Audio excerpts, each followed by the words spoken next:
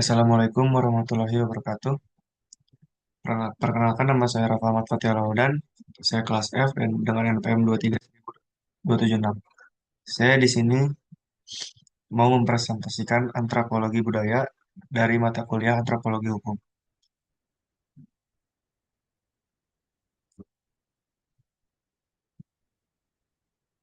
Nah, yang pertama ada definisi dan hakikat antropologi budaya. Definisi dan hakikat antropologi budaya. Antropologi budaya merupakan cabang ilmu yang memfokuskan kajiannya pada variasi cara hidup manusia di seluruh dunia.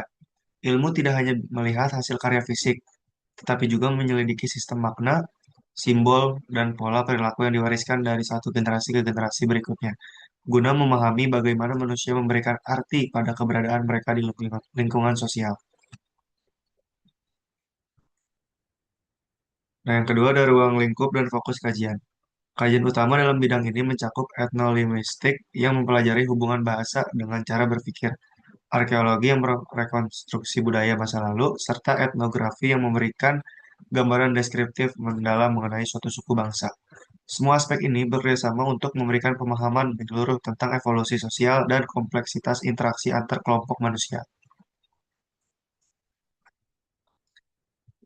Nah, selanjutnya ada 7 unsur kebudayaan universal. Setiap kelompok masyarakat di dunia, sekecil apapun, memiliki unsur-unsur pokok yang bersifat universal.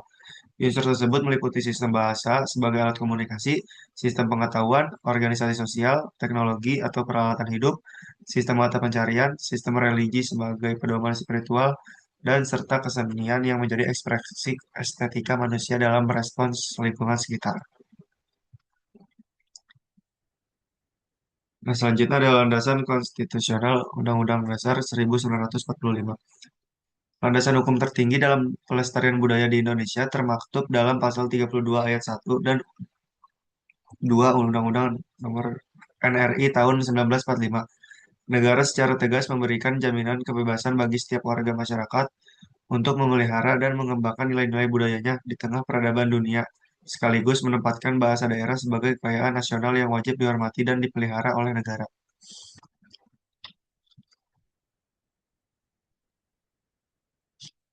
Selanjutnya ada Undang-Undang Nomor 5 Tahun 2017 tentang Pemajuan Kebudayaan.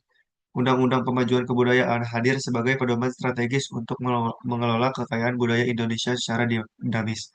Peraturan ini menekankan bahwa kebudayaan adalah investasi masa depan yang harus dikelola melalui perlindungan, pengembangan, pemanfaatan, dan pembinaan agar jati diri bangsa tetap kokoh di tengah arus globalisasi yang sangat cepat. Nah, selanjutnya ada perlindungan cagar budaya. Undang-Undang Nomor 11 Tahun 2010. Selain aspek tradisi yang bersifat abstrak, negara juga melindungi aspek fisik melalui Undang-Undang Cagar Budaya. Aturan ini memastikan bahwa benda, bangunan, dan situs yang memiliki nilai sejarah, ilmu pengetahuan, dan kebudayaan mendapatkan perlindungan hukum yang ketat agar tidak rusak atau punah. Karena objek-objek tersebut merupakan bukti autentik perkembangan peradaban bangsa.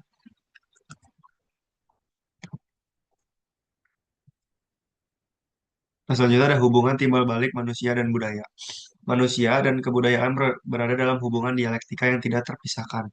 Manusia berperan sebagai pencipta kebudayaan melalui akal dan karyanya, namun di saat yang sama, manusia juga dibentuk oleh norma dan nilai budaya di tempat ia dibesarkan.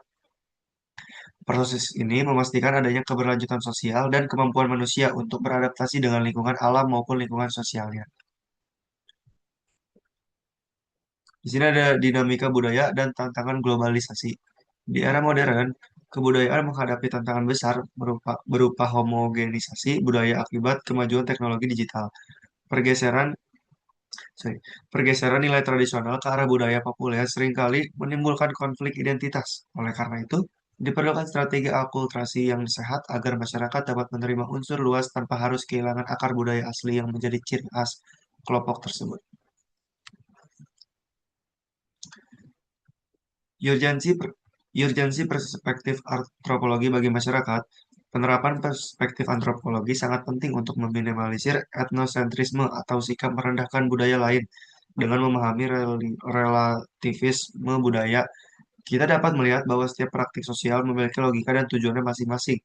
Dalam konteks tertentu, hal ini menjadi kunci utama dalam menciptakan toleransi dan menjaga integrasi nasional di negara yang majemuk seperti negara kita Indonesia.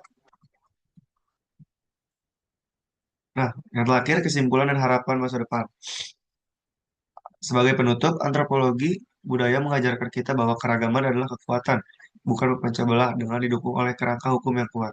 Pelestarian budaya bukan hanya menjadi tanggung jawab pemerintah, melainkan tugas kolektif seluruh elemen bangsa guna memastikan bahwa kekayaan intelektual dan kearifan lokal tetap lestari bagi generasi yang akan datang.